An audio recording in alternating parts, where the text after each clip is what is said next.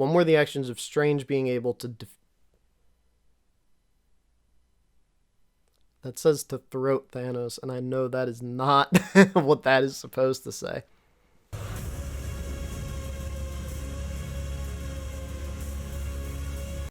Hey guys, it's Matt or Smappy3 here, depending on how you know me best. That probably got cut off by the microphone. We'll figure out how that looks. But hey, I just wanted to kind of come back. Just the other day, I finally got to get time to go see the new Doctor Strange in the Multiverse of Madness movie. And, I mean, as you guys all have kind of seen, I've been back on YouTube now for about the past, 2 years, and I've kind of been slowly starting to grow things back out to the way they used to be back when I first started in college.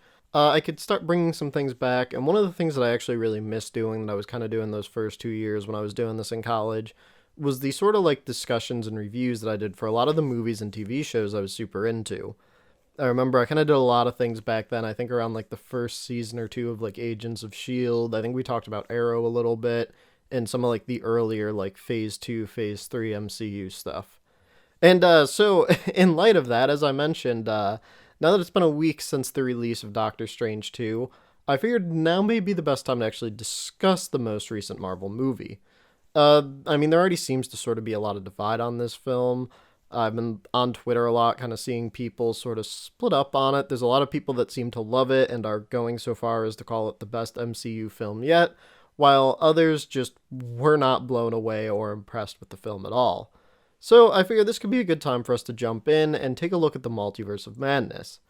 I should say, I know it is mentioned there in parentheses in the title, but this will be covering spoilers from Doctor Strange, so if you have yet to see the movie, click off of this and come back after you've seen it. One of the first things that I really wanted to actually discuss about this movie was the portrayal of Wanda Maximoff. Overall, I actually was pretty happy with that sort of creepy and dangerously powerful portrayal that they gave to Wanda through this movie, but I actually took issue with the way that they had her get there.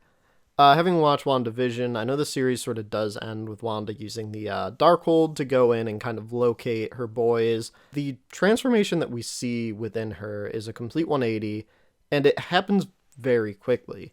And, I mean, there was a few different things about this that kind of bothered me. And the first is that we kind of saw in WandaVision that Wanda had kind of lost that heroic ideology, where she wasn't necessarily hurting anyone, or at least the harm she was causing to the people in Westview was not intentional. She kind of realized what she was doing, and we sort of got that repentance where she let them all go and realized how she was hurting these people, where before it just seemed that she didn't really recognize them as people and just sort of assumed that if she implanted their memories and gave them this stuff, they'd just be happy in this new reality that she created. Still a bad thing to do, but it wasn't at the point of Wanda in this movie where she was jumping across multiverses and straight up murdering people that she saw as in her way. So there was a few different ways that I thought Wanda could reach this point. I pretty much expected her to take on an antagonistic role to both America Chavez and Doctor Strange from the trailers. I'd also seen a few fake leaks, because I always kind of look into those and find them interesting, that had claimed that she would turn into a villain at some point. And I do know some of my friends had mentioned that from the trailers and that idea that she would be an antagonist, a lot of them thought that this was some way or another reflect from that sinister Strange who we saw in both the trailers and ended up showing up in the later section of the movie. A lot of people I know, both from friends that I talked to as well as just people on the internet, seem to be under the idea that that sinister Strange may have actually been the main antagonist of the film, and having more so manipulated Wanda into this. Now, I didn't actually know whether Sinister Strange was going to end up being the main antagonist or if Wanda would take that role, but I was actually more personally under the belief that Wanda was going to be aiding them initially. In fact, and part of this was just me not watching the trailer close enough, I originally believed that she was there when they first got to the Book of Vishanti in the trailer, where you see Strange Chavez and Christine Palmer in that doorway. I initially thought that was her, not Christine. Again, that's more on me because I didn't pay close enough to the trailer to notice that.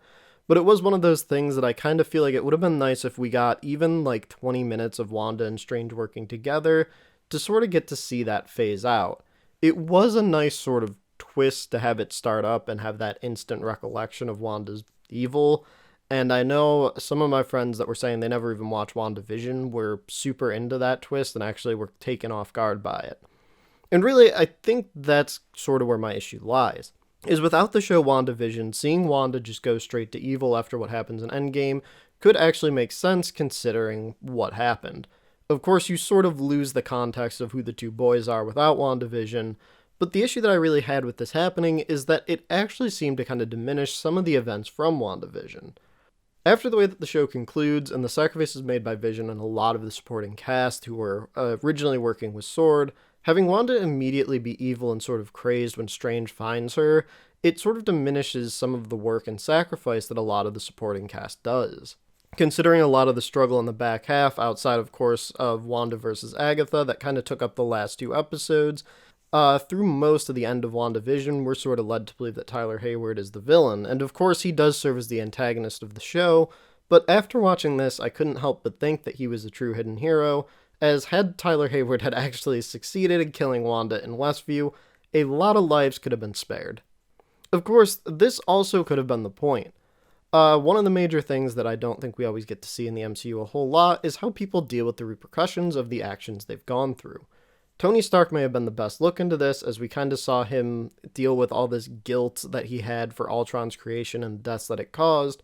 So sort of seeing characters like if we did end up seeing the other Vision, the White Vision return, or even characters like Jimmy Woo, Monica, and Darcy, who all wound up taking Wanda's side and playing a major role in her sort of victory at the end of the show, having to sort of deal with and learn about the events of this movie could be interesting. It could even be interesting to see the way that this sort of turns their perspective on dealing with superheroes in later installments. And even kind of going beyond that, I would sort of like to see what would happen with Wanda herself. The movie does sort of leave us on this idea that Wanda did perish while destroying the Darkhold, but let's be honest, in all likelihood, Wanda is still alive and likely going to be returning at some point in the near future. Considering all of the things that she did here in this film, I feel like her earning redemption is going to be a lot harder, both as a character and as well as in the eyes of her fellow heroes and the different supporting characters in the world. This wasn't a simple matter where she was on a mission, got manipulated, maybe did an hour of minor chaos, and then was set straight. Wanda really was the main antagonist, and she basically wound up wiping out an entire team of superheroes from an alternate universe.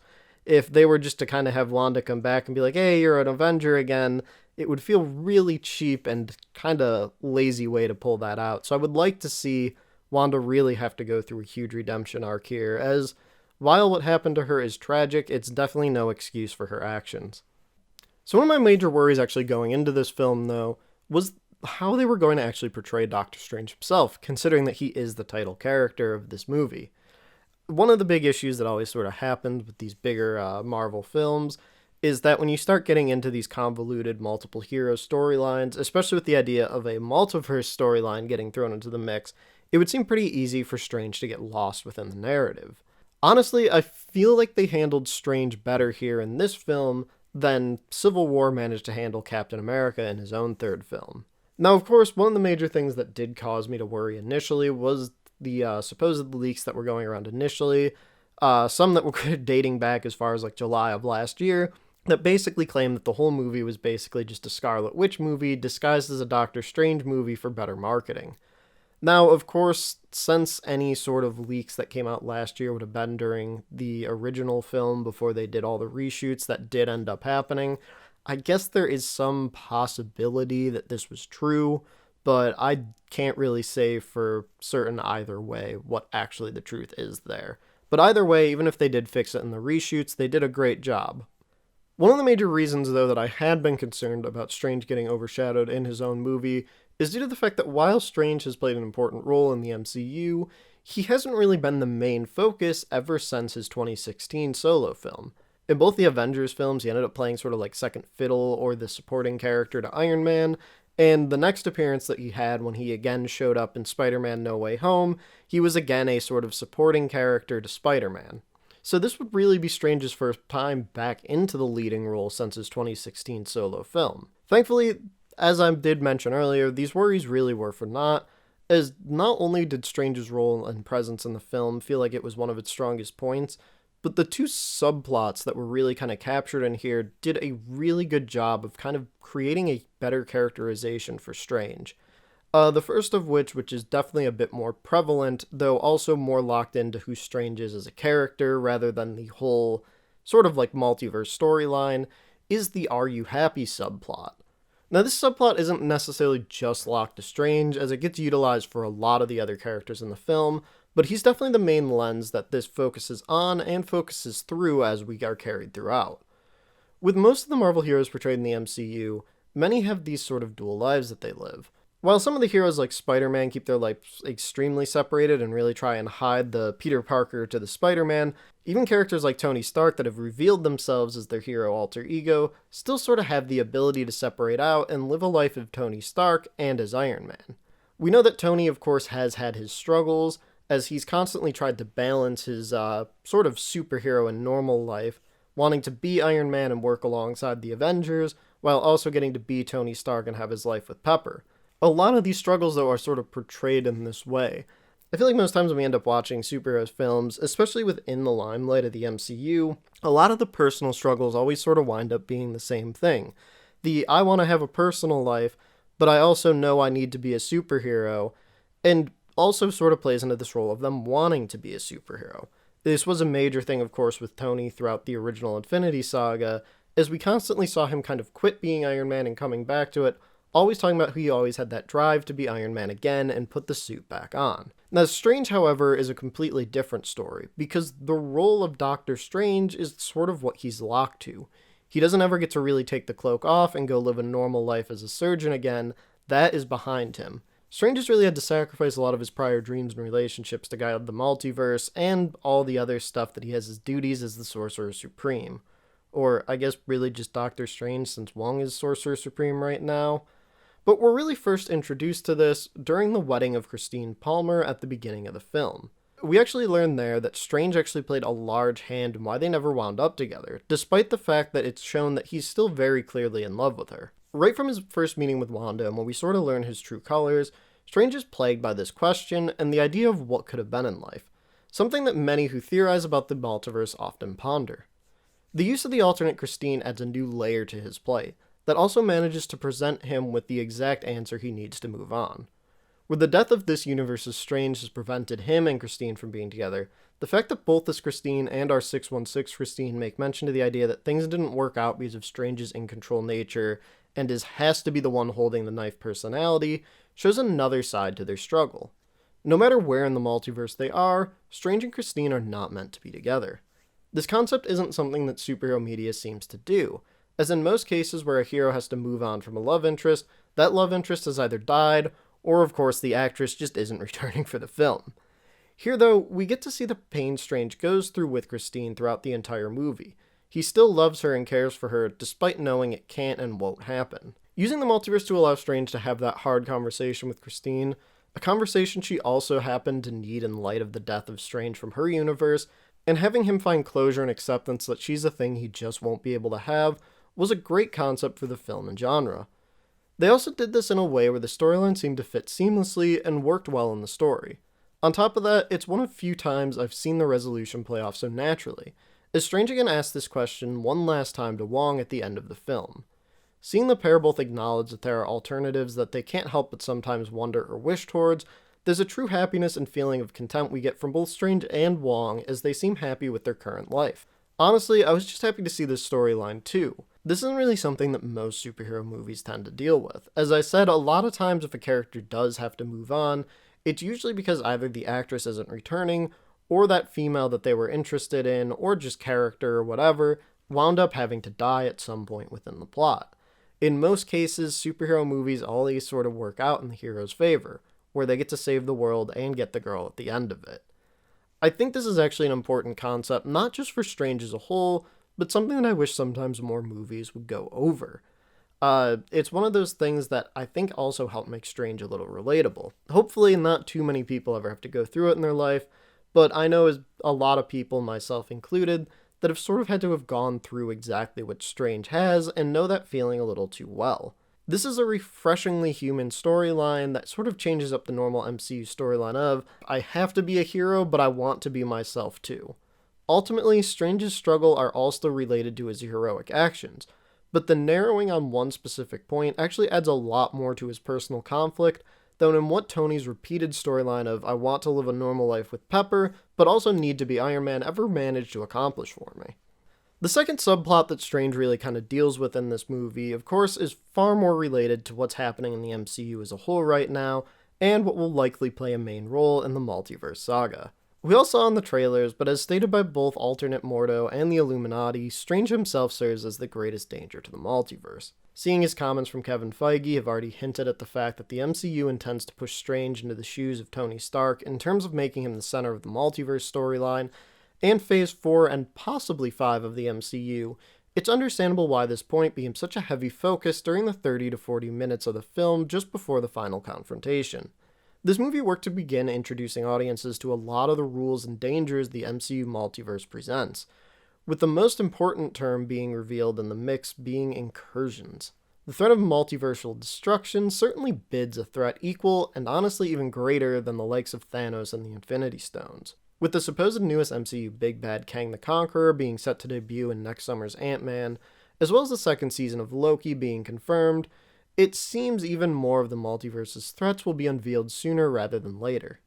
Getting more narrowed onto Strange himself, though, it seems that Strange will likely wind up being one of the major catalysts that causes Kang's arrival, and the likely events of the rumored Secret Wars movie. We get a heavy idea as to what one of these major catalysts could be, or more accurately, could have been.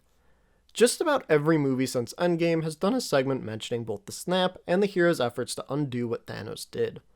Of all heroes, Strange was the one I'd always been most interested in seeing the follow-up on, and initially I was a bit disappointed walking out of the theater, as aside from a small throwaway moment at Christine's wedding, the movie had almost no focus on the fallout of Strange's decisions and the manipulations he pulled through that movie. But again, this may have been a strategic choice. Watching this movie helped back up and support a major fan theory that even I had been thinking soon after the events of Endgame concluded. The MCU has used time travel in a few different ways between their movies and shows thus far, but what if established a time travel rule that tends to plague many time travel films? The idea of certain points in time winding up being anchor points. Of course, for those that may not know, anchor points, as they tend to be in time travel movies, are of course points that cannot be changed. That means that no matter what you do, every time within that sort of timeline, you're going to wind up catching up to this point where that specific event needs to happen. Seeing the lengths the heroes had to go to in both our universe, via Infinity War and Endgame, and even in the universe of the Illuminati, I can't help but feel that Thanos' victory was meant to be an anchor point in time, and that one of the major reoccurrence happenings all across the multiverse is Strange using unconventional means to rewrite that anchor point. We learn via Professor X and the Illuminati the exact lengths their Strange went with the Darkhold to best their Thanos. This has left me wondering about the possibility of the multiverse having a somewhat new anchor point established, one where the actions of Strange being able to defeat Thanos at the expense of these multiversal threats and the arrival of Kang the Conqueror. At this point, Multiverse of Madness is leaving us with more questions and more theories than actual answers, but this started subplot about Strange's role in the multiverse and the danger he poses certainly promises an interesting storyline that could be followed across the rest of the Multiverse Saga. The only other thing I really have to add here is actually outside the scope of this movie itself, and it is sort of a worry I have that Marvel might do a redo of Tony's sacrifice with Strange at the end of this saga. While Hero Deaths can always make for compelling storytelling, I worry it'll become stale quickly if Marvel tries to repeat the same beat again with Strange. However, I do have faith in Feige and the MCU, so hopefully they too acknowledge this possible issue and find a new way to resolve this thread. The MCU is quickly bringing the Young Avengers together. WandaVision gave us the child versions of Wiccan and Speed, and thanks to all the multiversal shenanigans, we may at some point meet their young adult versions. Falcon and Winter Soldier set things in motion for Patriot, Hawkeye gave us Kate Bishop, Kamala Khan is set to get her own TV show and will be showing up again in the Marvels, and similar treatment is going to be happening for Ironheart with Black Panther 2 and her own show. The introduction of America Chavez is done well in the movie. Chavez is a great character, and Gomez's portrayal of the character is a wonderful addition. I do hope we'll get to see more of Chavez soon, whether it's in another movie or a show on Disney+, as while Gomez certainly gave a great performance, and I certainly like the character, I don't feel she has the same memorability as someone like Kate did after seeing her lead an entire show alongside Clint Barton. Introducing her here along Strange feels like the best decision the MCU could have made, as her personality actually melds pretty well with his, and makes for some interesting and lighthearted moments to help quickly ease the tension of the slaughter from Kamar-Taj. Overall, the film does a good job of handling Chavez in a way where she feels like a character with a lot of heart, despite really serving as nothing more than the main MacGuffin of the film's plot. Now, despite my love for the way they portrayed this character, the film doesn't do a lot to explore who she is as a character, and focuses more on using her personality to push out who she is. A lot of Chavez really felt like it was carried by Gomez's acting chops, and that they really need to kind of do more to bring the character to life. Now, in the scope of the film, I do feel like this sort of worked, as they didn't need to go anything too complex for her just yet, but in order for Chavez to truly get built in as a mainstay beyond this movie and establish herself as a main player in the MCU, we'll need more from her than just the sad backstory that they sort of started us with. There is a nice hint towards the end about her developing her abilities further and studying Kamar-Taj, so I do have faith we'll get to see more with her. I am hoping that we'll get to see a lot more, as one of the big worries I sort of have that could happen with her is that she might sort of get thrown into the same issue that Hulk had through the MCU, where a lot of the storylines were just sort of repeated over and over again, of he was a big, scary, sort of powerful being that people always wanted to often try and take advantage of and manipulate to their own use. Chavez definitely feels like someone that if the MCU and Feige and the creators behind the scenes aren't careful, she could wind up making the same mistakes that Hulk did and serve as nothing more than a powerful character that doesn't do much beyond the realm of like just being that sort of MacGuffin in most of the film plots. Unfortunately, Hulk always felt like someone to me that outside of a few great moments never really had much of a real character threat or arc, and I'm really hoping that Chavez won't get the same treatment. One major complaint I've seen about the movie, and have to agree with, to a certain point at least, is the idea that for a movie called The Multiverse of Madness, it certainly doesn't feel like it actually explores the multiverse all that much. From the viewpoint that it is just a movie and it can only accomplish so much in the allotted time, I understand that things weren't going to get too crazy, but I do feel that there was a lot of telling in this movie without actual showing. Mordo and the Illuminati serve as a means to dump a lot of multiversal rules and exposition onto Strange and the audience. Their scenes are broken up well enough to keep this from getting tedious, but the movie certainly has about a 10 to 15 minute period of time that just is sort of exposition dumping, that sort of just gets disguised and hidden behind cameos and exciting character reveals. Our time with the Illuminati themselves was rather lackluster. While a number of these characters are already known thanks to previous films and shows, both within and outside the MCU, the actual versions of the characters we see before us and their world is unknown. While there's certainly a personal bias, as I love John Krasinski and wish we got to see more of him as Reed Richards, there's certainly issues with the lack of screen time we do get for these characters. From like the early concept of it, the Illuminati alone is just this sort of cool and complex team of characters that sort of ended up feeling wasted. And this is really brought out more so by the fact that individually these characters are all really just foreign to us. While Reed gets a lot of slack for telling Wanda about Black Bolt in the moments before she easily dispatches both of them, there's no denying that the real reason behind that line was the average moviegoer would have had no clue who he was or just how powerful Black Bolt could be. In the end, every member of the Illuminati felt like they were no more than a cool cameo, as their lack of time on screen hardly gave them enough time to truly show off any real characterization, other than which ones liked and had faith in Strange, and which seemed to hope he'd be executed.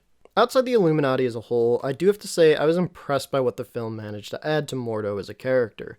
Even with his limited screen time, and his only appearance being from the alternate universe, outside of one quick mention from Strange about how Mordo has been trying to kill him, we haven't seen Mordo beyond the end credit scene of the first Doctor Strange. While a lot of what Strange does say about Mordo during their battle is really more just to kind of goad him into that fight, it does prompt some interesting questions about who Mordo is as a person. And what about him is a multiversal quality that extends past just the prime Mordo that we met in the first film. While this Mordo doesn't feel villainous, his own strict sense of justice seems to align with Mordo's from the first film, and helps show exactly what type of villain our Mordo can be seen as when he inevitably returns for the third Strange film. While we don't get a lot of answers, the film certainly builds on Mordo in a way that got me excited to see him again in the future, something I can't say I felt any sort of way about initially.